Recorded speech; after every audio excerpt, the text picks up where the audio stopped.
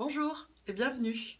J'espère que vous allez bien en cette troisième semaine de confinement. Comment ça se passe pour vous? Ce que je veux vous proposer ici, c'est un lieu d'échange. Alors, pas que sur la sophrologie et la méditation. Vous commencez peut-être à comprendre comment je fonctionne et qui je suis. J'ai encore plein de choses à vous dire, à vous partager, que ce soit dans le développement personnel, dans la spiritualité, mais aussi comment se faire plaisir et comment être plus créative et créatif. Nous vivons actuellement une ambiance tendue. Bien sûr que c'est un climat anxiogène, plus les événements qui se rajoutent à tout ça. Je fais une petite parenthèse, malheureusement, à des événements tragiques qui se sont passés tout près de chez moi.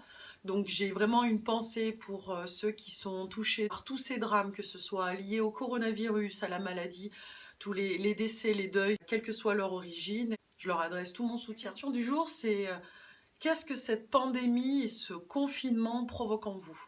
N'hésitez pas à parler de vos questionnements, de vos ressentis, de vos émotions. Nous allons essayer d'avancer ensemble si vous le voulez bien. Mais c'est également important de nourrir la joie.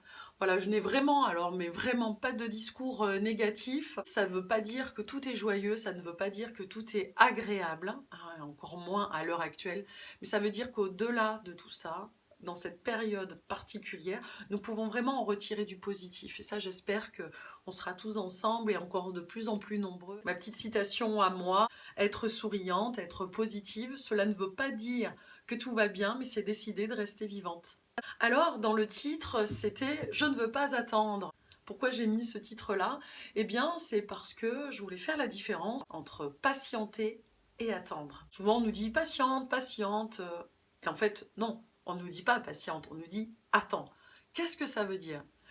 Les attentes, déjà, créent automatiquement en nous des frustrations. Alors, il y a deux formes d'attentes.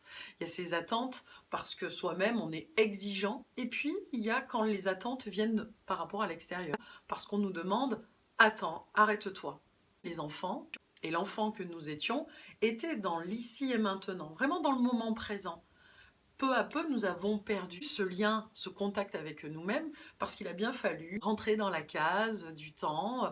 Et c'est ce qui fait que aussi nous vivons dans des sociétés qui sont organisées, les horaires à respecter, voilà, chaque chose en son temps. Il y a un temps pour s'amuser, un temps pour travailler, un temps pour etc. Bon, moi j'ai une autre pensée. Je crois qu'on peut réunir avec des degrés différents, mais je crois qu'on peut nourrir et réunir tout ça en même temps. Ça sera pour un autre sujet. Les attentes créent en nous des frustrations. Si on attend le 15 avril pour sortir, on sera frustré, ça ne sera pas le 15 avril. Bon, en même temps, j'en sais rien. En tout cas, moi, je le sens pas comme ça. Mais même une date bien particulière. Essayez plutôt de vous projeter, alors là je prends l'exemple au niveau du confinement, essayez plutôt de vous projeter sur la durée, en fait, parce que si ça arrive avant, vous serez agréablement surprise et surpris. Par contre, la patience c'est plus un mouvement. C'est quelque chose qui fait qu'on est relié à son centre et on va vers quelque chose. On ne sait pas quoi, plus ou moins. Donc ça fait plus appel en fait à notre intuition. Pour illustrer mes propos, je vais utiliser une citation de Driss Schreiber. Donc c'est un auteur.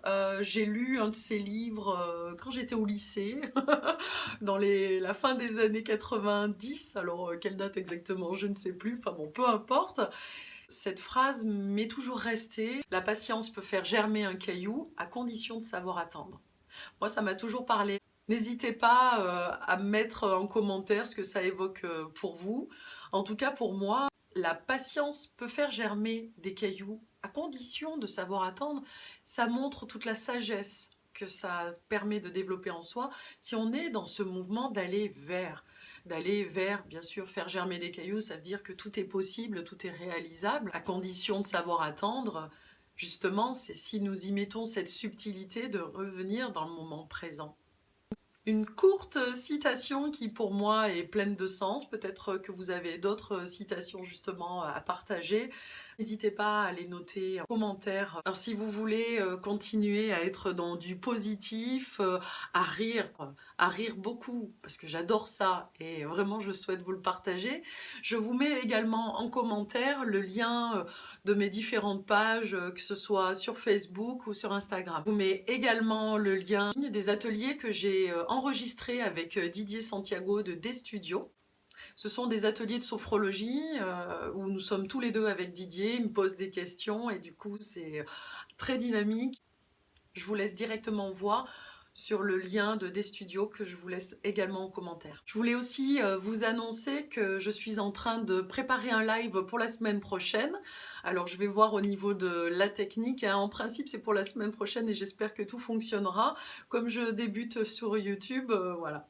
Je pourrai répondre directement à vos questions, qu'on puisse faire plus ample connaissance parce que là mine de rien je parle un petit peu toute seule et je préfère le contact déjà physique quand ça sera possible et en tout cas le contact direct, donc quand c'est soit par messagerie ou par vidéo. Je vous remercie de m'avoir écouté.